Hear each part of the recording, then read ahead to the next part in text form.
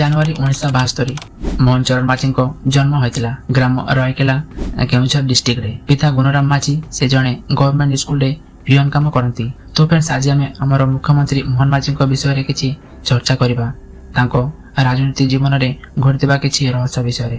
ତ ଭିଡ଼ିଓଟି ଶେଷ ପର୍ଯ୍ୟନ୍ତ ଦେଖିବେ। ତେବେ ଚାଲନ୍ତୁ ଭିଡ଼ିଓଟି ଆରମ୍ଭ କରିବା।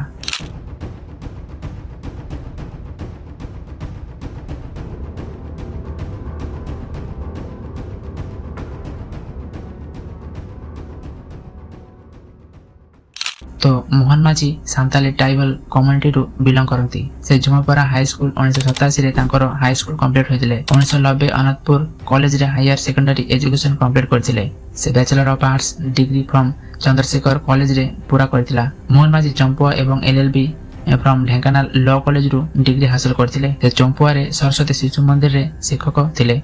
से टीचर सहित part of a network of school run by राष्ट्रीय श्याम सेवक संघ रे जड़ित थिले। से प्रियंका मारांडी को विवाह करथिले। मोहन माझी 1997 रु 2000 मसीहा पर्यंत रायकेलार सरपंच थिले। से 1997 रु भारतीय जनता पार्टी बीजेपी राज्य यूनिट रे आदिवासी विंग रो सचिव भाव में काम करथिले। मोहन माझी 2000 मसीहा रे केउझर रु प्रथम थर पई ओडिशा विधानसभा को निर्वाचित होइतिले। से 2004 रु पुणी निर्वाचित होइतिले एवं 2005 रु 2009 पर्यंत सरकार को डेप्यूटी चीफ भाव में काम करथिले। मोहन माझी 2009 एवं 2014 रे विधानसभा निर्वाचन रे हारिथिले, किंतु 2019 रे समान निर्वाचन रे जीतिथिले।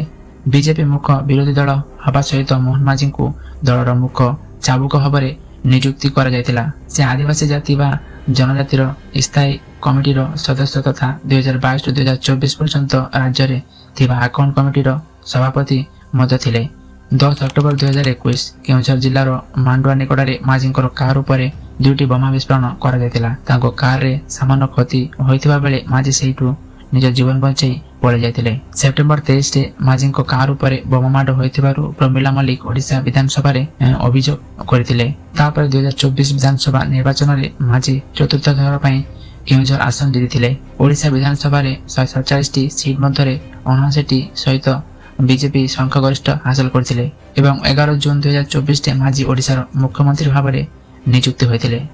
परदिन से 15तम मुख्यमंत्री भाव में शपथ ग्रहण करथिले, जे कि मार्च 2020, 2021 एवं 2022 रु एही पदवी रहि आस्तिले एवं भारत रे दीर्घ दिन धरी सेवा करि आस्तिबा नवीन पटनायक उत्तराधिकारी होइतिले। मोहन माझी आदिवासी संप्रदायर प्रथम व्यक्ति तथा आदिवासी मूलर तृतीय व्यक्ति हेमानंद विश्वाल एवं गिरिधर गोमांग परे ओडिशा रे मुख्यमंत्री होइतिले। तो दर्शक बंधु, वीडियो आज को एतिकी देखा और कोन नुआ वीडियो रे से पर्यंत रहिली। जय जगन्नाथ।